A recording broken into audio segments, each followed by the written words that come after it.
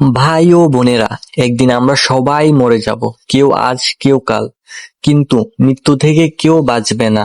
আল্লাহ তাআলা কোরআনে বলেন, প্রত্যেক প্রাণীকে মৃত্যুর স্বাদ গ্রহণ করতেই হবে।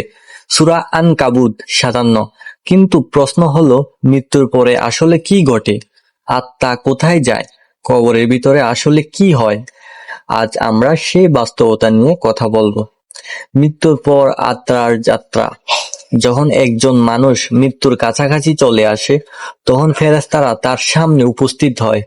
যদি সে মুমিন হয়, ফেরেশতারা আসে সাদা উজ্জ্বল মুখ নিয়ে। তারা বলে, হে পবিত্র আত্মা, বেরিয়ে আসো আল্লাহর রহমত ও সন্তুষ্টির দিকে।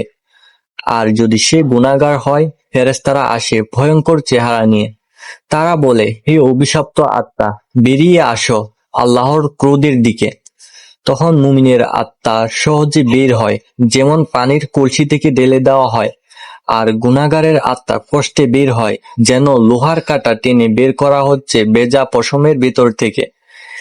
এরপর আত্মা নিয়ে যাওয়া হয় আকাশে। মুমিনের আত্মা স্বর্গের দরজা পর্যন্ত পৌঁছে যায়, আর গুনাহগারের আত্মা জান্নাতের দরজা ঢুকতে পারে না। তারপর শুরু হয় কবরের জীবন। যখন মানুষকে কবরে রাখা হয়, ফেরেশতারা এসে জিজ্ঞেস করে, তোমার রব কে? তোমার ধর্ম কি? তোমার নবী কে? যদি সে মুমিন হয়, সে বলবে, আমার রব আল্লাহ, আমার ধর্ম ইসলাম, আমার নবী মুহাম্মদ সাল্লাল্লাহু আলাইহি ওয়াসাল্লাম। তখন ফেরেশতারা বলে, তুমি সত্য বলেছ। তার কবর প্রসারিত হয়, জান্নাতের জানালা খুলে। কিন্তু যদি সে অবিশ্বাসী হয়, সে উত্তর দিতে পারবে না। তখন ফেরেশতারা তাকে কঠিন আঘাত দেয়, আর কবর তার জন্য জাহান্নামের গর্তে পরিণত হয়। ভাই ও বোনেরা, এই কবর জীবনই আখিরাতের প্রথম ধাপ। রাসূলুল্লাহ সাল্লাল্লাহু আলাইহি ওয়াসাল্লাম বলেছেন, কবরে জান্নাতের বাগান হতে পারে, আবার জাহান্নামের গর্ত হতে পারে। তিরমিজি। এরপর আসবে কিয়ামতের দিন, যেদিন সবাই উঠবে, আল্লাহর সামনে দাঁড়াবে। কেউ বলতে পারবে না, আমার কাছে সময় ছিল না।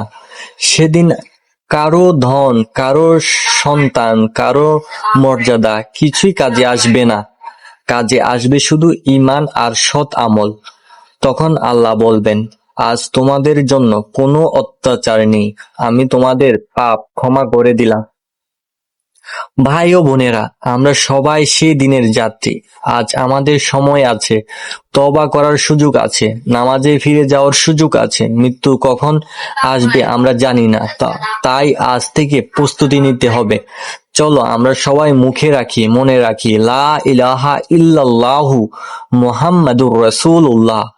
কারণ এই কালেমা শুধু মুখের কথা নয়, এটা জান্নাতের চাবি। হয়তো তুমি আজ এই ভিডিওটা শুনেছ, কিন্তু কাল হয়তো তুমি চলে যাবে। তোমার শেষ কথা যদি হয় লা ইলাহা ইল্লাল্লাহু মুহাম্মাদুর রাসূলুল্লাহ, তাহলে আল্লাহ তোমার জন্য জান্নাত লিখে দিবেন ইনশাআল্লাহ। তাই ভাই ও বোনেরা, আজ তওবা করো, নামাজে ফিরে আসো, আর এই ভিডিওটা শেয়ার করো, যেন অন্য কেউ মৃত্যুর আগে এই সত্যটা মনে রাখতে পারে।